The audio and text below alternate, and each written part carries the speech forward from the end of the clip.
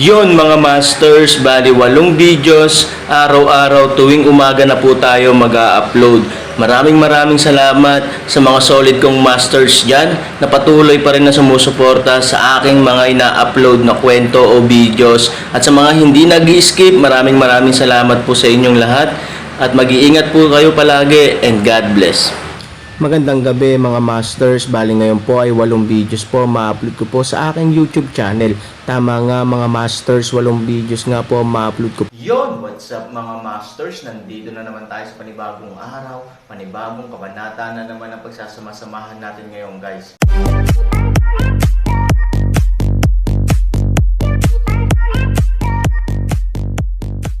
Bali mga masters, kung bago ka pa lang po sa aking YouTube channel, please click the subscribe button, lalong-lalo na po yung notification bell guys, para maging connected pa rin tayo sa isa't isa at maging updated kayo sa mga susunod ko pang video. Bali mga masters, bago natin umpisahan ng kwento ay mag-shoutout po muna tayo para sa mga solid nating tagapakinig. Shoutout kay Roel Gatbonton at shoutout kay Marboy Rebay. Yun na nga mga masters, no? Bali hindi na ito patagalin. In 3, 2, 1, let's go!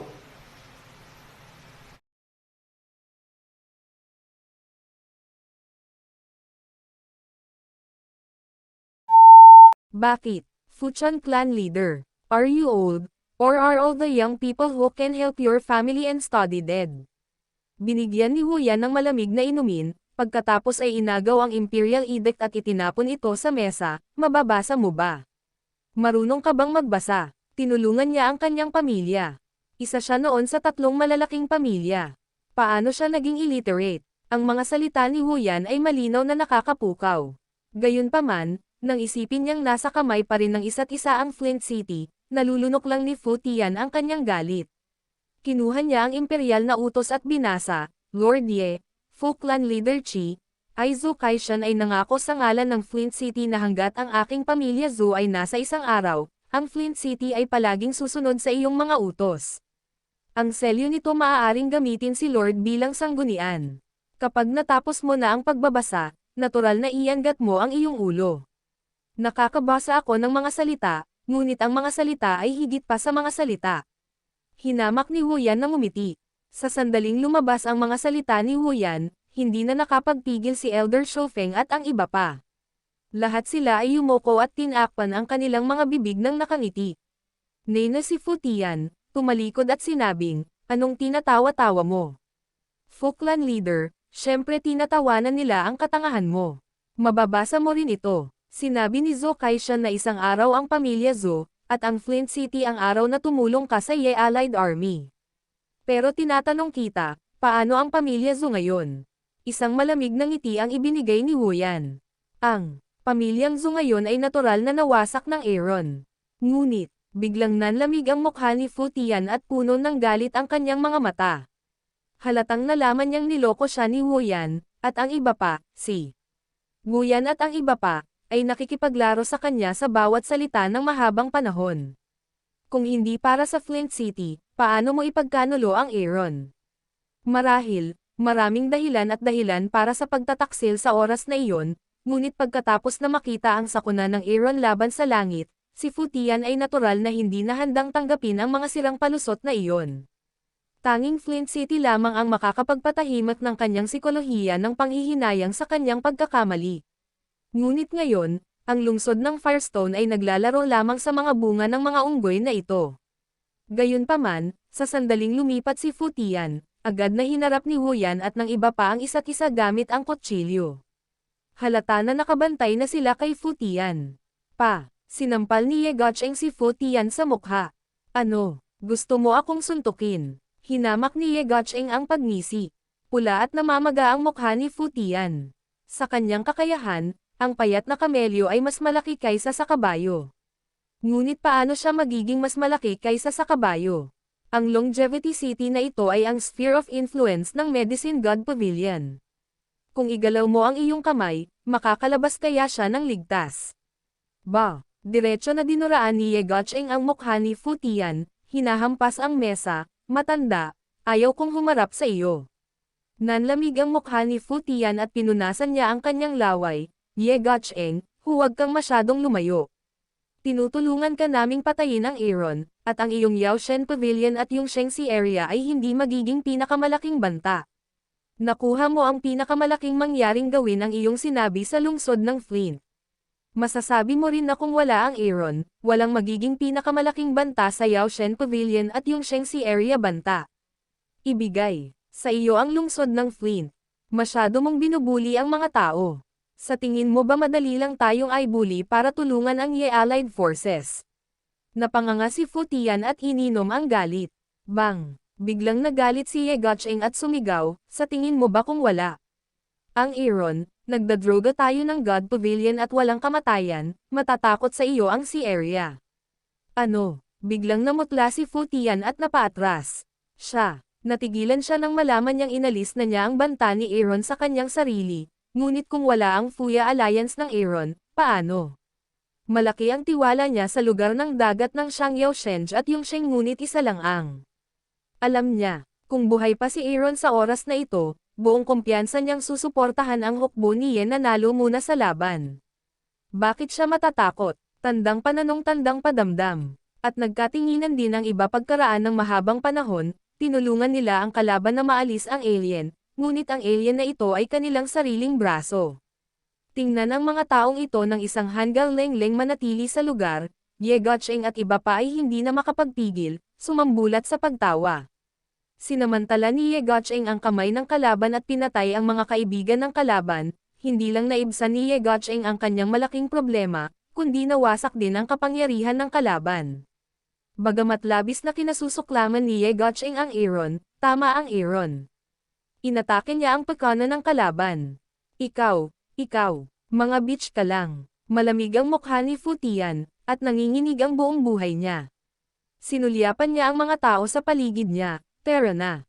Sandali lang. Tumalikod na lang, biglang sinabi ni Ye Guocheng sa malamig na boses, ano sa tingin mo ang nandito? Tea house. Halika at umalis ayon sa gusto mo. Nang marinig ito, ang buong katauhan ni Fu Tian ay natigilan, at isang hindi kilalang premonition ay bumangon din mula sa kaibuturan ng puso ni Fu Tian. Sa pagitan ng mga mata, sumimangot si Fu Tian Meiyu, ano pa ang gusto mo? Ngumiti si Ye Guocheng at hindi nagsalita, ngunit mahinang tumingin kay Wu Yan. Nakangiting sinabi ni Wu Yan, ayaw naming gumawa ng anuman, ngunit naniningil lang kami ng interes. Pagkababa ng boses ay may tunog ng paglalakad sa labas ng tea house. Nang tumingin sa ibaba ang pamilya, nalaman nilang napapaligiran ng mga tao ang buong tea house. Ilang mga eksperto sa walang hanggang uniforme ng dagat na may napakataas na paglilinang ay sumugod din sa ikalawang palapag sa oras na ito. Ano? Papatayin mo ba kami? Ngumuso si Fu Tianleng, kung gusto mong gawin ito, maaari mo ring subukan. Hayaang tingnan ng lahat ang pagtatapos ng pakikipagtulungan sa iyo. Kapalit ng iyong reputasyon bilang walang kamatayang si Area at Medicine God Pavilion, sa tingin ko ay walang kwenta ang tumulong sa isang tao. Pagbabante ni Fu Tian, mukhang hindi ka lang nakakaalam ng mga salita, ngunit wala kang napakahusay na tainga. Dahan-daang tinapik ni Wu Yan ang kanyang kamay sa matandang mukha ni Fu Tian at sarkastikong sinabi, matanda, kapag matanda ka na, dapat kang gamulong ng maaga at sakupin ang lugar ng walang tae. You help the weather not. Ano ka ba? Mas tanga ka pa sa matanda. Hindi ba sapat na malinaw iyon? Ang ibig kong sabihin ay singilin ka ng interes. Kailan ko sinabing papatayin kita? Sabi ni Wu Yan na may kasamang malamig na ngiti. Ang ganitong pakiramdam ay napakasaya niya. Normally speaking, isa lang siyang nihilist na elder ng Ring House. Kahit hawakan niya ang langit sa kanyang buhay, hindi niya mapahiya ang patriarch ng ang pamilya. Hindi ako kwalipikado noon, pero ang nagpabago sa lahat ng ito ay ang kanyang katalinuhan tungkol dito, na nagpaparamdam kay Wu Yan. Na malamig ang mukha ni Fu Tian, ngunit hindi siya naglakas loob na pabulaanan. Lumuhad ka at matutong tumahol. Maaari mong tulungan ang iyong pamilya at umalis. Sabi ni Wu Yan, ang kanyang mga mata ay umangat ng mas mataas kaysa sa anuman. Agad na nagalit si Ye Shijun, Wu Yan, huwag kang masyadong lumayo. Bakit hindi ka tumanggi na lumaban sa lungsod ng bato? Gusto mo pa ba kaming ay bully? Panipi. Agad na ginalaw ni Wu Yan ang kanyang kamay at hinawakan ang leeg ni Ye Shijun. Malamig niyang sinabi, I'm bullying you, so what? With that, Inilagay niya ang kanyang kamay at niyugyug si Ye Shijun ilang metro ang layo. Sa sandaling magsimula si Wu Yan, marami sa mga disipulo ng Yaoshen Pavilion at ang mga eksperto ng Yongshengsi area ay agad na naglabas ng kanilang mga espada at pinalibutan ang lahat ng miyembro ng pamilya. Ye Guocheng, gusto mong tulungan ko ang Yetu family na patayin si Han, ngunit tinutulungan namin ang Yetu family para tulungan ka, nang hindi nag-iisip tungkol dito. Iyan ba ang ginagawa mo sa amin? Nakaramdam ng labis na panghihinayang si Fu Tian. Kung alam mo ngayon, bakit sa simula pa lang alam mo na? Sa orihinal, maaari siyang maging mahirap sa harap ni Ye Guocheng. Kung tutuusin, totoo na nakipagkaisa siya sa Aaron para talunin si Yao Shenge. Pero ngayon, nawala ang Aaron na hindi normal na kaalyado na ito, ngunit ang gamot na God Pavilion at immortal na lugar sa dagat ay nananatiling magkasama sa kasalukuyan. Kung lalaban ka, kaya ba ng Fuya Army ang laban? Sige, mag-aaral ako. Si Fu Tian ay kumuyam ang kanyang mga ngipin, yumuko ang kanyang mga tuhod at lumuhad sa lupa na may galit sa kanyang mga mata, wang wang wang. Si Ye Guocheng at Wu Yan ay humagalpak ng tawa. Sinipal ni Ye Guocheng si Fu Tian at pinatingin ito sa taas baba. Fu Tian, alam mo ba kung bakit kita pinahiya ng sobra? Fuchon unidentified. Walang dapat ikatakot na mabuli ka ng Aaron para tulungan ang langit. Magagawa rin ni Lao Su, Ye Guocheng. Wow! Sandaling lumabas ang mga salita, naunawaan ng mga panauhin ng Tsaa at kanilang mga pamilya na matagal nang natakot kung ano ang layunin ni Ye Guocheng.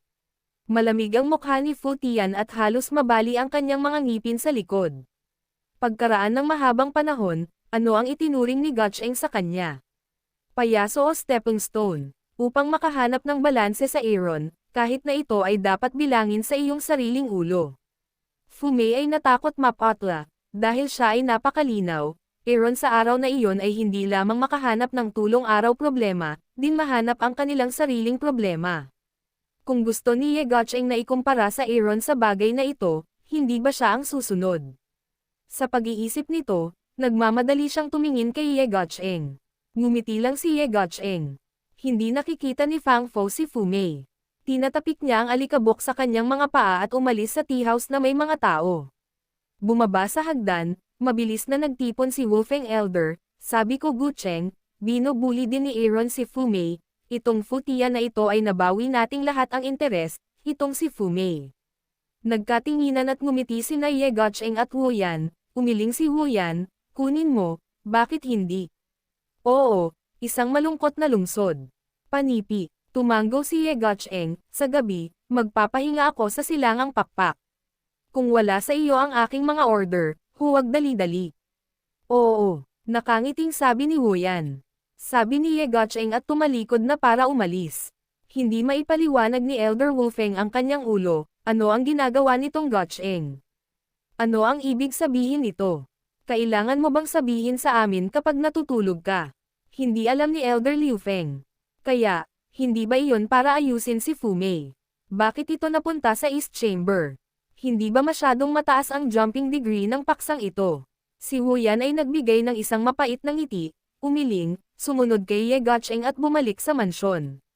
Sa dulang ito, ang mga miyembro ng pamilyang Fu ay pumupunta sa pinto sa isang mabangis na paraan, ngunit bumalik sila sa kahihiyan.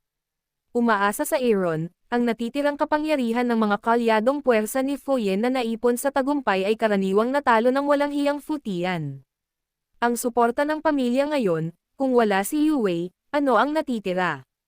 Pangungutya lang. Bilang karagdagan, ang kanilang pagkakanulo sa Aaron ay hindi kaaya-aya sa sarili nito.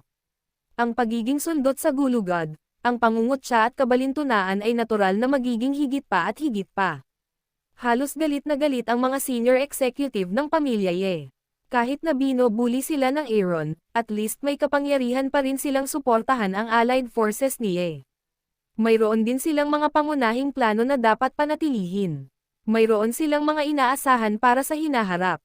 Ngunit sa pamamagitan ng Fu Tian at Fu Mei at iba pa, kahit na ang pangunahing plato ay nasa, ngunit ang nihilism at Aaron ay nawala, sa katunayan, ito ay humihina sa pagbabalat kayo.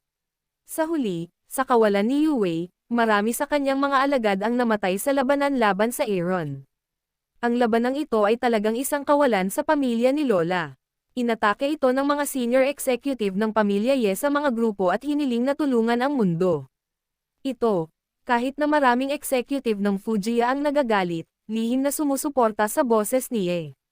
Lubhang nanlumo si Futian. Uminom siya ng alak buong gabi. Mahirap ding alisin ni Ye Shijun ang kanyang depresyon.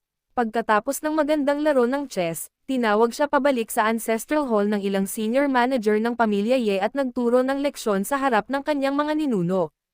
At si Fumei, ang malungkot na lungsod ay tahimik sa gabi. Si Ye Gucheng ay nakaupo sa silid, umiinom ng tsaa at nagbabasa ng mga libro. Dahan-dahan ang isang lasa ng tsaa, tumingin sa labas ng bintana, Ye Gucheng malumanay ngumiti. Halos sabay na bumangon si Ye Gucheng at dahan-daang naglakad papunta sa pinto para buksan ito, isang amoy ng halimuyak ang biglang pumasok sa kanyang ilong, nandito ka ba? Yun na nga mga masters, no? Bali panibagong kabanata na naman yung natapos natin ngayong gabi.